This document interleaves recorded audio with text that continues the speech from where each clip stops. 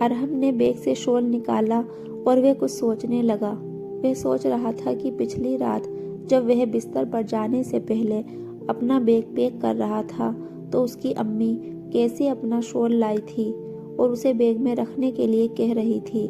कैसे उसने कहा था अगर बारिश हुई तो बहुत ठंड लगेगी। करीब 1 घंटे से अधिक समय से ट्रेन एक छोटे स्टेशन पर खड़ी थी। ट्रेन में बैठे बैठे अरहम का धैर्य जवाब दे रहा था। आजिज होकर वह अपनी सीट से उठ खड़ा हो गया। वह पता लगाना चाहता था कि आखिरकार ट्रेन इतनी देर से एक ही जगह पर क्यों खड़ी है। वह अपनी सीट से उठकर गेट के पास गया। उसने बाहर देखा कि यहाँ तो बारिश हो रही है। फिर वह वापस अपनी सीट पर जाकर बैठ गया और अपने सिर के नीचे बैग रखकर लेट गया। काफी देर बाद उसे धीरे धीरे नींद लगने लगी थी। अचानक एक महिला ने उसके बाजू को हिलाते हुए उसकी नींद उड़ा दी। वह उठकर बैठ गया। इसी बीच उसकी नज़र एक अधेड़ उम्र की महिला पर गई। वो मेले कुचले और गंदे कपड़े पहने हुए थी और अपने हाथ में उसका हैंडबैग पकड़े हुए थी।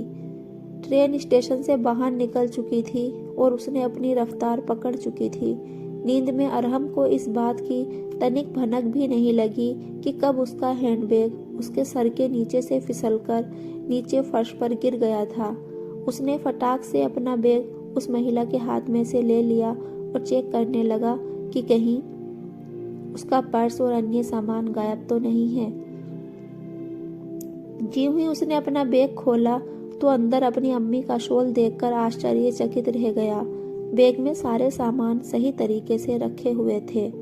अरहम ने बैग से शॉल निकाला और वह सोचने लगा कि पिछली रात जब वह बिस्तर पर जाने से पहले अपना बैग पैक कर रहा था तो उसकी अम्मी कैसे अपना शॉल लाई थी और उसे बैग में रखने के लिए कह रही थी। अम्मी ने कहा था अगर बारिश हुई तो बहुत ठंड लगेगी। उसे अच्छी तरह मालूम है कि कैसे वो अपनी अम्मी पर नाराज हुआ था और गुस्से में शॉल को बैग से बाहर निकाल कर रख दिया था। मगर ये शॉल अभी भी उसके साथ था। वह मन ही मन सोचने लगा शायद अम्मी ने मेरे सो जाने के बाद इसे वापस रख दिया होगा।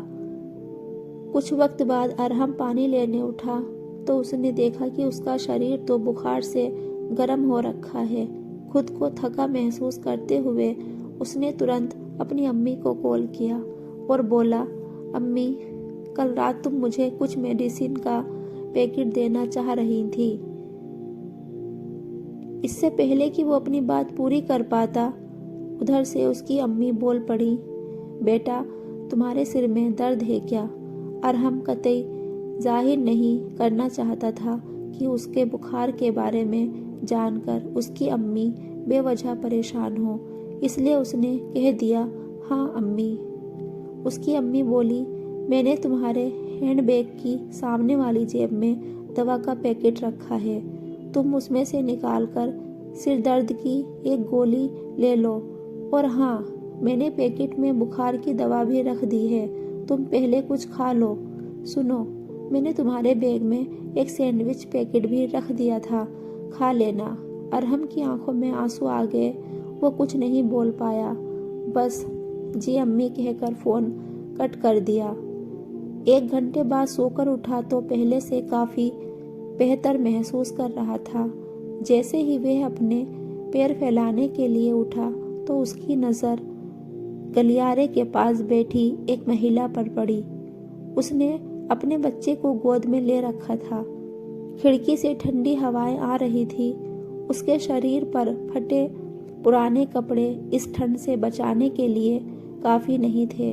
अरहम ने गौर से देखा तो पाया कि अरे ये तो वही महिला है जिसने उसे पहले जगाया था और उसका बैग लौटाया था। बिना सोचे समझे उसने बैग से अपनी अम्मी का शॉल बाहर निकाला और ठंड से कांप रहे बच्चे को ओढ़ा दिया। उसने देखा कि बच्चा कैसे अब सुकून से सो गया है। वह सोचने लगा, वह एक नहीं बल्कि 2 माताओं के प्यार और स्नेह की चादर से लिपटा हुआ है। माँ के प्यार की तपिश ही कुछ ऐसी होती है।